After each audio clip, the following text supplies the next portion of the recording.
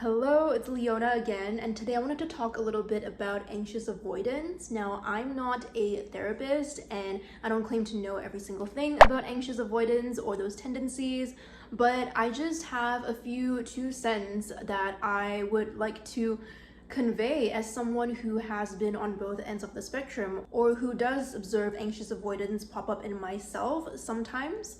So it's so funny. Maybe I'll talk about avoidance first because I feel like lately that's more what I have been exhibiting. That's the side of the spectrum that I've been exhibiting more. And when I say have been, I don't mean like right now.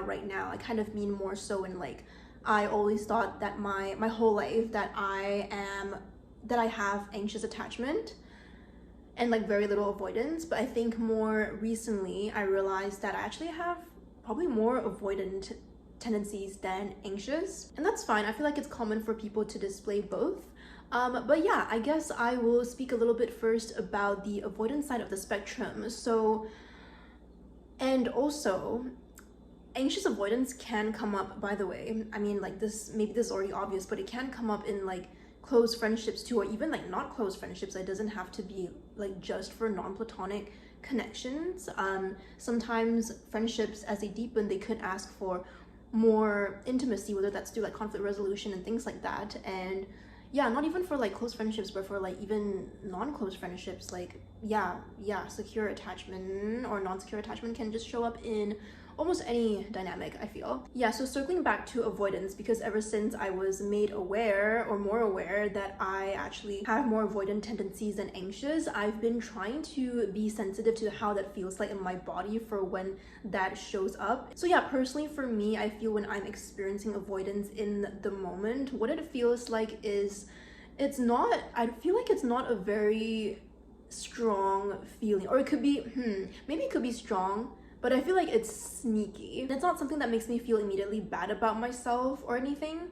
And I think, and obviously because it kind of is a defense mechanism, and I feel like from what I've, I don't know, the therapy material that I've like consumed, it seems quite commonly agreed upon that those on the anxious side of the spectrum experience more direct emotional suffering compared to those on the avoidant side.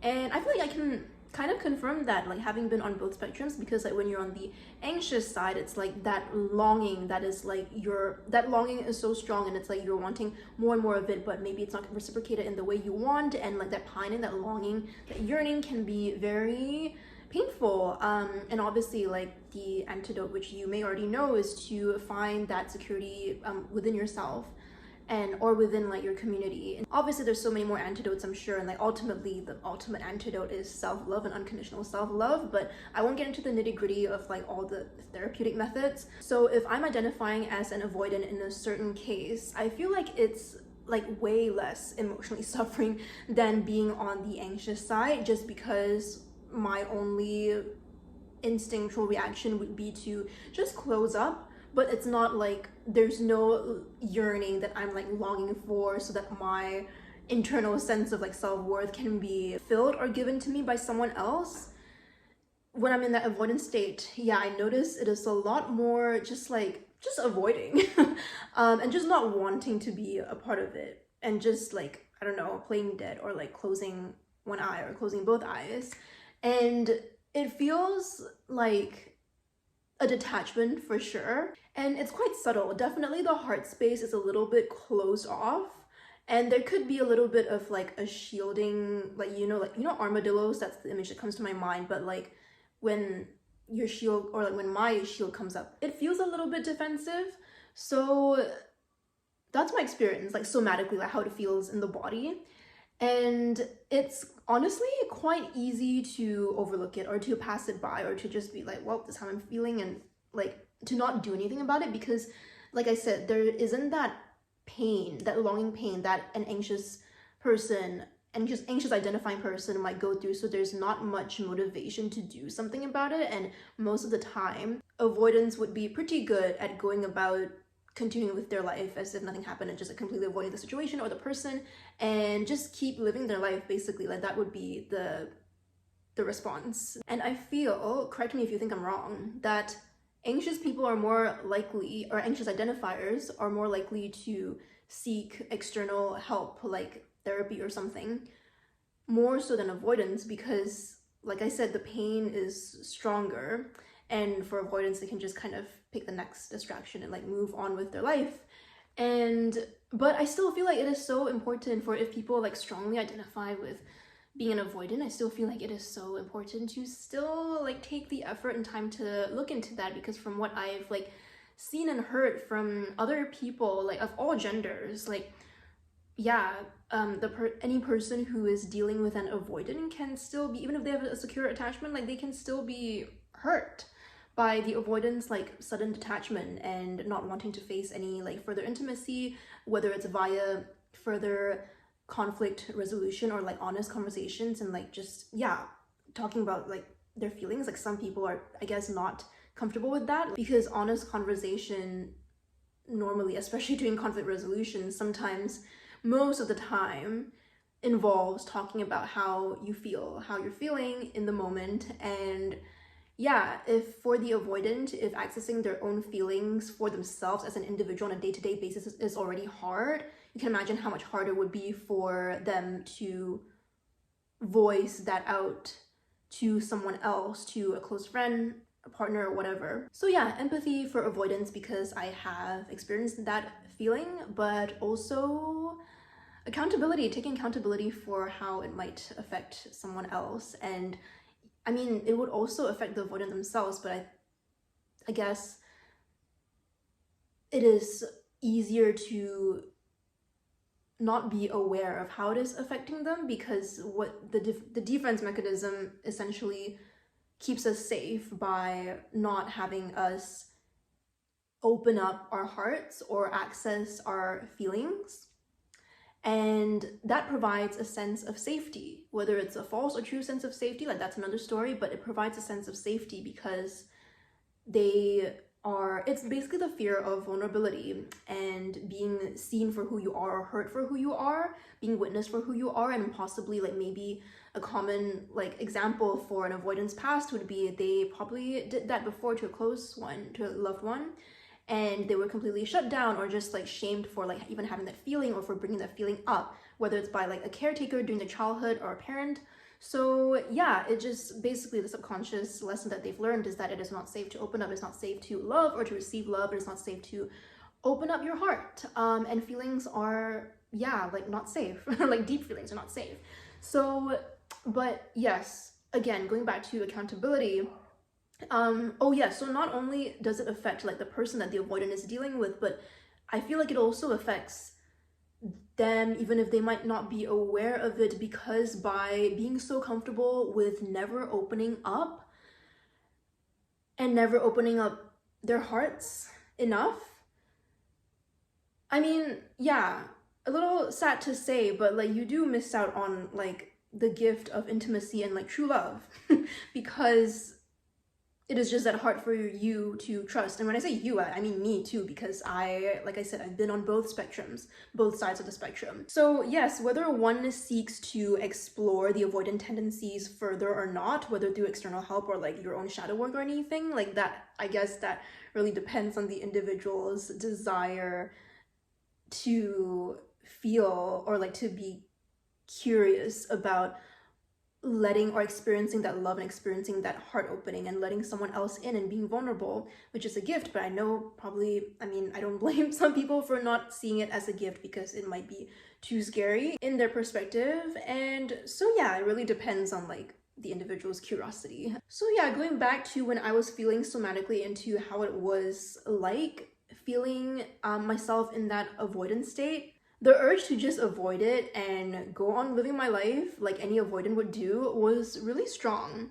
But I guess I was curious enough to explore it further. I also, probably because I'm quite used to doing shadow work and being really curious about what I am feeling and going through, and I just like realized in that moment that I was feeling very closed off, like in my heart space. So which maybe feels safe, but I know that it wasn't feeling aligned. Like I mean, I feel like I want to lead as open-hearted of a life as possible, to savor and enjoy everything that life has to offer me, and to not close off because of fear, because yeah, I think like the main conclusion was that I was recognizing that this tendency, even though it feels safe, but it is coming from a place of like fear of vulnerability. And ideally, my aspirations for myself is to operate always from a space of love and not of fear.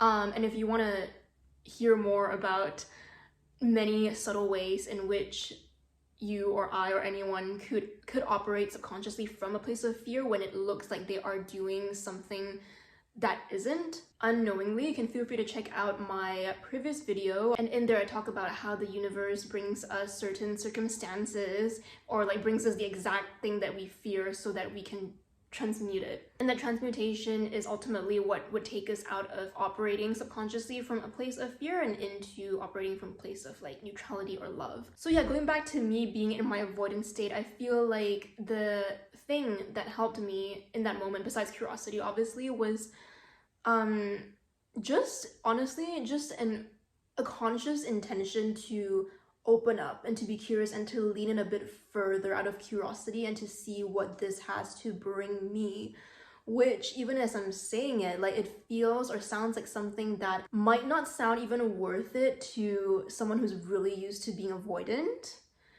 because like why, like you know, like why would they want to be curious or like want to explore vulnerability anymore when they can just kind of like stay out of it and keep being avoidant?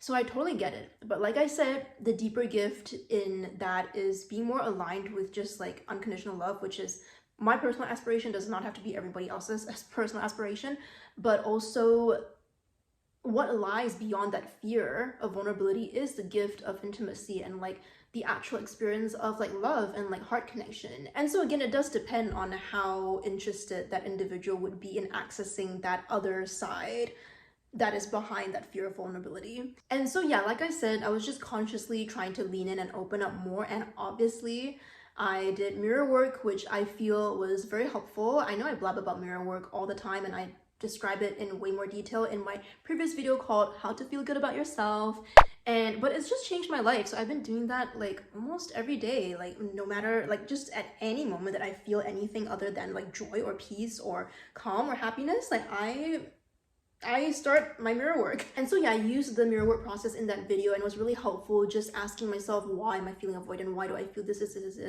And then all the way down to like the eventual possible core wound of like, oh, it's because like I don't feel worthy of like love. And it could reach a different core wound for everybody, but that essentially was a summary of like my process and how I got to soften my edges and be a bit more open-hearted and not stay in that avoidant state, which is very tempting to stay in and to just keep finding distractions and to keep moving on with my life. So yeah, it did feel quite expansive in that sense. And the next step afterwards was actually forgiving myself for being even avoidant in the first place, because I realized that I was feeling bad about being avoidant.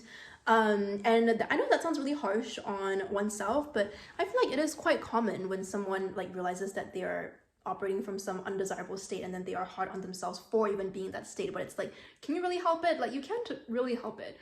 But anyways, I think like I was just remembering how being avoidant can be hurtful to other people, and like I'm not sure if I was particularly harming anyone in that moment, but you know, like if it has the potential to ever harm anyone like next time or in the future, like I would like to work through that. So yeah, so realizing that I had just had a little bout or state or phase of like avoidance like that, that made me feel bad like about myself. And obviously I did mirror work for that also. And I found through that process that certain parts of me were asking or like wanting self-forgiveness for even being harsh on myself, and for having those avoidant tendencies or qualities in the first place. And as I was sending forgiveness to these shadow parts of myself, I was using this prayer, which I really want to share with you, but it is called Ho'oponopono. I hope I'm pronouncing it right, but it is a native Hawaiian prayer or meditation. I believe it's a prayer, but it's essentially a forgiveness prayer. And it's very long, but the most simplified version that a lot of people tend to use is 4 sentences. I'm sorry, please forgive me, thank you, I love you. This is kind of giving me deja vu. I wonder if I've talked about this in a very old video on YouTube a long time ago. But essentially, that is what kind of loosens the, I want to say, karma between you and whoever you're forgiving, but it's okay if you don't resonate with karma. I myself don't claim to know everything about karma. If you want to just label it as like tension or like bitterness, resentment, like feel free to use that term. But I use this prayer whenever I do feel like any sort of like bitterness, like whether it's like towards myself or like with someone else, or just any sort of tension that feels like the air isn't cleared, you know? Like I use this prayer a lot, and it's very helpful to either direct it to someone else or to yourself. But I find that normally when I direct that forgiveness or that prayer towards myself, like I very automatically like already have forgiven the other person, because everyone's an extension of you. And like I said in my previous video, yeah, people, even the people that you have a hard time with or have conflicts with, or who trigger things in you, everyone comes into our life to teach us lessons and to hold up a mirror as to like which parts of ourselves do we still feel like are lacking love, and therefore those parts of us are activated and triggered when that person does something, when there is the choice to pause and not take something personally, even if it might seem personal. But really, like, whatever people project onto you most of the time have nothing to do with your self-worth or your sense of like you being a good person. So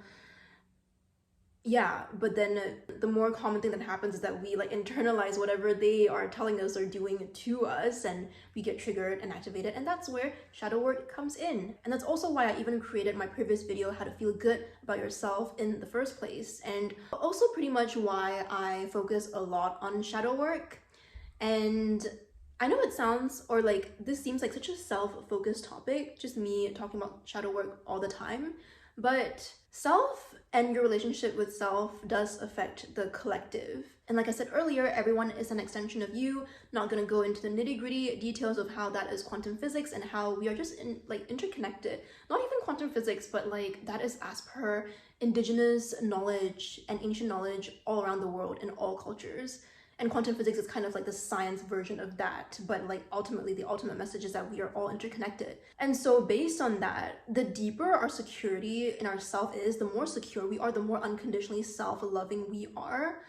That basically equals I was gonna say zero projections, but I don't know, well, maybe that could be possible, but much fewer projections onto other people, and ultimately less harm as a person. Like you just are not reactive, or maybe you pause to respond when something happens or when someone like lashes out at you, but in that pause you're able to decide, like, do I react in a way that causes even more harm, or can I pause and like decide how to respond to this, because I know that this is nothing about me anyways, and it's like maybe this person is having a terrible day. Essentially, shadow work leads to deeper security, deeper confidence, deeper self-love, and then that leads to fewer projections, less defensiveness, less bitterness, less resentment, and ultimately less and less harm all around the world. Like we're just neutralizing our own internal wars, and also the wars that are presented to us like with other people, and we are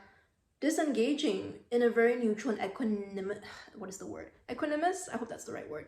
Equanimous and unconditionally self-loving way. And if you unconditionally love yourself, that automatically spills out and overflows to the people that you come into contact with. So, and from that place, you know that nothing is ever personal. And the neutralizing of all these smaller scale wars and internal conflicts or relational conflicts, naturally that just vastly reduces the probability of a large-scale global war ever happening. Because sure, yes, to harm someone else or to harm Mother Earth is to harm oneself, and vice versa.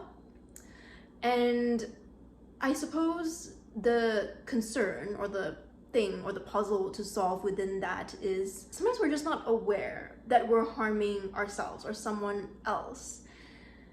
And or either that, or it is just hard to control a trigger, period. And hard to control a feeling of sudden defensiveness. And that's literally where things like shadow work and mirror work come in. And yeah, honestly, that's why I'm so passionate about it. So yeah, obviously everyone's call, everyone's choice as to whether they're ready to forgive anyone else or not. And needless to say, there isn't any rush to feel pressure to forgive, say for example, someone else if you really don't feel ready to do it yet. Like, there's no point forcing yourself. But yeah, like, forgiveness to me, whether it's towards yourself or someone else, just releases so much pent-up energy that is stored and stagnant. And is toxic the right word? Maybe, but yeah, it's just like bitter energy that is not good for, not healthy for one's psyche and one's body. And so if the readiness to forgive is there, I would say like doing the forgiveness for the benefit of yourself like could be a good enough motivation to do it or to send forgiveness to someone else. So yeah, that was a very little spiel about my experience on the avoidance side of the spectrum. And now talking a little bit about the anxious side of the spectrum, which I feel like I'm more attuned to. I feel like I'm still figuring out my avoidance side and avoidant tendencies, but with anxious attachment, I feel like I'm way more equipped to learn how to handle that whenever that comes up, because I was made aware like very long time ago that I have these tendencies. So it's like I'm kind of used to it, like it's not new territory. So yeah, I'm way more comfortable, I guess, like navigating when those tendencies come up. And because of that, over the years I do find that I like am significantly less anxiously attached whenever the urge to be anxiously attached is there. I feel like I'm so much more able to neutralize myself and stabilize myself, and to like come home to myself like again and again whenever I find that happening. And yeah, unconditional self-love and the healing journey is just a never-ending journey, and it could cycle on into or continue on into future lives or lifetimes. And yeah, my point is I feel like there's no reason to be harsh on oneself whenever either spectrum tendencies pop up in relation to other people at any time in the future in your lives, no matter how much you've already or no matter how much you think that you've already worked on it. I feel like it's natural for the tendencies to pop up still again and again, but not just in smaller and smaller amounts and smaller degrees of how it affects you emotionally and brings you emotional pain and suffering. So in summary, it's worth it to do the healing, because even if it never ever fully goes away, it'll still be significantly diminished, and you just will not have your peace or sense of self-love like as affected, like the more you work on these shadows. And yeah, like your body will just get used to being like, oh yeah, like I'm feeling anxiously attached, but we know what to do now. We know that we gotta like come back home to ourselves and like just question these beliefs. And obviously, again, going back to mirror work, that's what mirror work does. So yes. So yeah, it's a muscle to work, and so over time it just gets more and more effortless. So yeah, quite a while back when I was working specifically with anxious attachment, and I feel like that has a lot to do, or that involves a lot of the fear of rejection. And this might already be obvious, but there can be so many reasons why anyone might feel not ready or unable to show up in the way that you want to, whether it's like coming into closer intimacy or like having an honest conversation, things like that. And as anxious attachers, unfortunately, we internalize that as like further confirmation of how unworthy of love we are, or some other distorted belief or unloving belief, unself-loving belief. And I never really understood, I feel like, for a long time, until like probably like 2 to 3 years ago when I started to like consciously work with this. But yeah, for a long time I just could not understand that me perceiving someone's rejection is not personal. Like, I would be very confused. Like, what do you mean it's not personal? Like, they are, like, I'm perceiving rejection, I'm feeling rejection, like, of course it's personal. But yeah, like, so I never really understood that for a long time. I think not until I did mirror work, honestly. And yeah, I don't know how many times I've mentioned the term mirror work in one video, but for real, like, it has changed my life. And like, this really helped me love unconditionally, both myself and the other.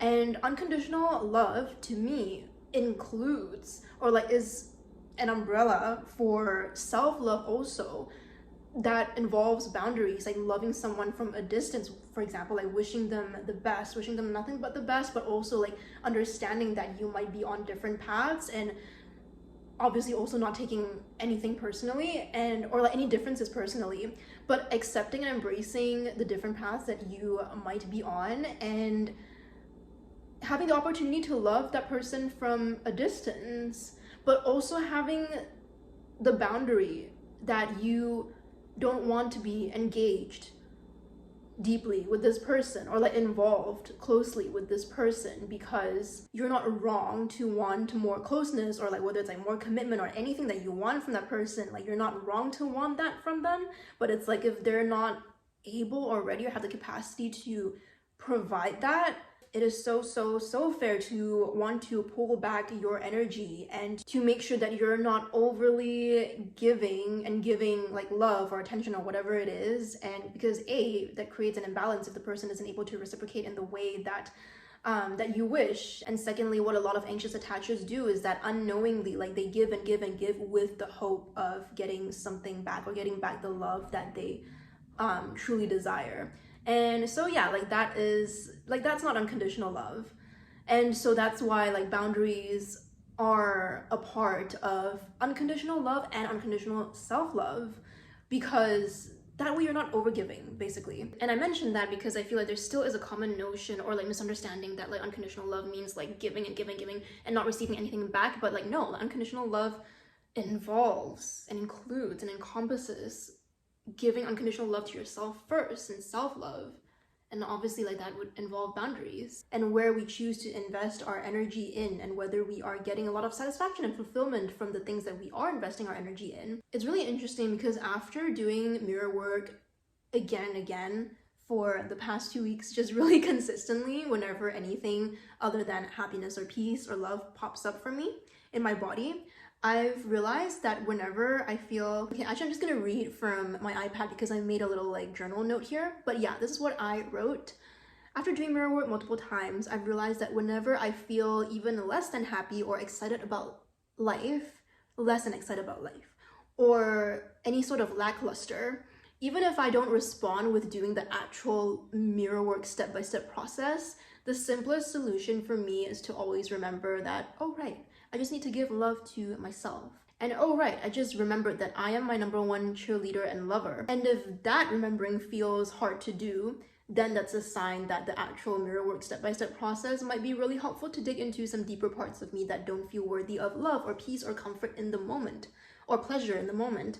And so yeah, whenever I do this simple remembering, and again, disclaimer, I'm only able to do it that quickly because I have done many rounds of mirror work, but whenever I incorporate that simple remembering, I feel like my lust for life just like pops back in, and I'm like so ready to romance it and dance with life again, which is really beautiful. And I was watching a channeling video from Bashar. If you know Bashar, I can link him in the description box below, but I think it was him who was talking about how romance literally is not just for non-platonic connections. Like, romance is pretty much the ever unfolding mystery, and that so applies to life as well. Like, I feel like, I mean, I guess that's where like the word romanticize comes from, but I feel like being in romance with life is just being so open to the uncertainties and the constant not knowing. And I know that feels scary to some people, especially to people who need to know, who need to be certain. I feel like that is very human and natural of many of us. But yeah, to kind of view it from a lens of like, okay, I don't know what's happening next, but I feel like it might be good. And yeah, to me, like, that has been inviting, like how I've been inviting in more romance is like by first romancing freaking life first. The not always knowing exactly what comes next, the excitement and curiosity that comes from that, I think is really beautiful. Also, another practice that I've been doing more and more, or like daily recently, and this might be helpful especially for anxious attachers perhaps. I'm not sure if it's helpful for if you're in the avoidance state, we'll see. But yeah, just like helpful overall, just as like basic self-care, is the practice of reparenting myself. And I completely acknowledge that when I first tried to do this, and reparent as in like not just take care of me, but like talk to myself in like a very positively affirming and loving way. And not gonna lie, when I first did this, I thought it was really awkward. But I think that is kind of a general consensus among like a lot of people. Like, when you first talk to yourself as if, like, imagine you are like your own renewed mom or dad or something, or parent, and talking to yourself in ways that your inner child needs to hear, or that you in the moment need to hear. Or like, for example, even like if you want to go more precise, like what would your inner child have wished your parent said in a circumstance or in a case like this. And yeah, it can actually go really deep and profound.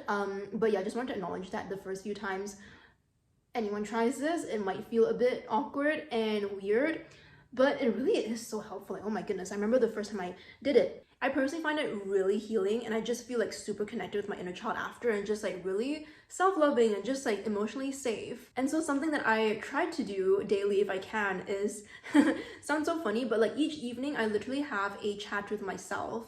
And also this ties into like continuously coming home to myself, which would be particularly helpful for if you tend to lean more towards anxious attachment. The whole antidote of coming back to yourself and to your center, you as your home, instead of you like belonging to like some other dynamic or like some other person, like that is like, to me, I found like for anxious attachers, that's been one of the most helpful antidotes. So anyways, anxious attachment or not, this daily practice that I have taken on lately of having a chat with myself every evening, like a little check-in.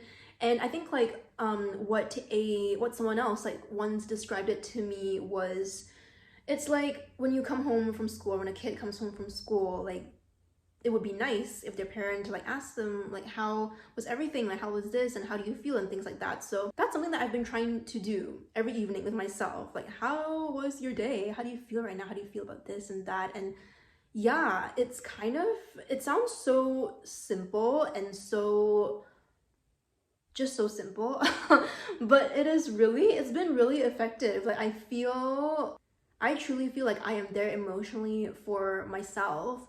And I forgot to mention this whole reparenting thing in my original video of how to feel good about yourself no matter what. But when basically at the stage or at the step of the whole process where you send whatever these shadow parts of you need, whether it's like peace, relaxation, softening, love, care, whatever, another really helpful thing for me is to literally talk to those parts, like talk to them as if it's like you're a parent talking to this child who is acting from like a shadow place.